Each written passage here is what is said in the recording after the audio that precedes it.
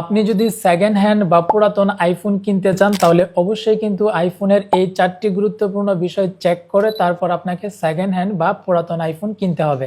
Number 1, ফোনটা original নাকি সেটা চেক করার জন্য প্রথমেই ফোনের সেটিংস থেকে অ্যাবাউটে যাবেন। অ্যাবাউটে ট্যাপ করার পর এইখান থেকে সিরিয়াল নাম্বারটা কপি করে নেবেন। তারপর একটা ব্রাউজার ওপেন করে আইফোন কভারেজ এইটা লিখে সার্চ করার পর প্রথম যে ওয়েবসাইট পাবেন সেই ওয়েবসাইটে প্রবেশ করবেন। তারপর এই বক্সে সিরিয়াল নাম্বার দিয়ে ক্যাপচাটা পূরণ করে সাবমিট অপশনে ট্যাপ করলেই আপনি সেম টু সেম আইফোনের মডেল নাম্বার যদি দেখতে পান এবং সেইখানে যদি পারচেস ডেট শো করে তাহলে বুঝতে হবে সেম টু সেম ইনফরমেশন থাকার কারণে ওই ফোনটা অরিজিনাল। নাম্বার 2, ফোনের ডায়াল প্যাড থেকে *#06# এটা ডায়াল করে প্রথমে হচ্ছে IMEI নাম্বারটা কপি করবেন। তারপর ব্রাউজারে গিয়ে imeipro.info এটা লিখে সার্চ করার পর এই বক্সের মধ্যে IMEI নাম্বারটা দিয়ে ক্যাপচা পূরণ করে আপনি জাস্ট চেক বাটনে ট্যাপ করবেন। তারপর এইখানে যদি আপনি ব্যাকলিস্ট স্ট্যাটাস অপশনে দেখতে পান ক্লিন রয়েছে, তার মানে ফোনটি চুরি ফোন না, ওই ফোনটি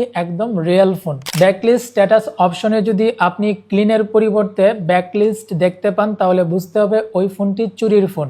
নাম্বার 3, ফোনের ডিসপ্লেটা অরিজিনাল নাকি ডুপ্লিকেট সেটা চেক করার জন্য সেটিংস থেকে অ্যাবাউটে যাবেন। তারপর এইখানে যদি আপনি পার্টস অ্যান্ড সার্ভিস হিস্ট্রি কোনো অপশন পান এবং সেখানে যদি ডিসপ্লে আননোন লেখা থাকে তাহলে বুঝতে হবে ওই ডিসপ্লেটা অরিজিনাল না, ওই ডিসপ্লেটা ডুপ্লিকেট। কিন্তু আপনি যদি আপনার ফোনে এখানে পার্টস অ্যান্ড সার্ভিস হিস্ট্রি নামে কোনো অপশন না পান তাহলে বুঝতে হবে ওই ফোনের ডিসপ্লে অরিজিনাল এবং এই ফোনের কোনো পার্টস পরিবর্তন করা হয়নি বলেই কিন্তু এখানে পার্টস অ্যান্ড সার্ভিস হিস্ট্রি এই নামে কোনো অপশন নাই।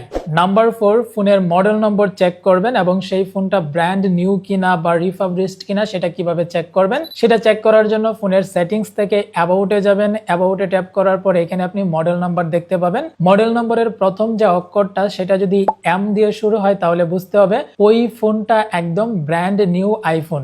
যদি N দিয়ে শুরু হয় তাহলে এইটা একটা পার্ট রিপ্লেসমেন্ট ইউনিট, আর যদি F থাকে তাহলে সেটা হচ্ছে রিফাবরিশড ইউনিট এবং প্রথম অক্ষরটা যদি P দিয়ে শুরু হয় তাহলে বুঝতে হবে এইটা একটা পার্সোনালাইজড ইউনিট। তো আশা করছি এই 4টা বিষয় চেক করে আপনি একটা সেকেন্ড হ্যান্ড ফোন কিনলে আপনি কখনোই ঠকবেন না। আপনার ফোনের মডেল নম্বর কত সেটা অবশ্যই ভিডিওর কমেন্ট বক্সে কমেন্ট করে জানাবেন এবং ভিডিওটাকে শেয়ার করে সকলকে দেখার সুযোগ করে দিবেন। ধন্যবাদ।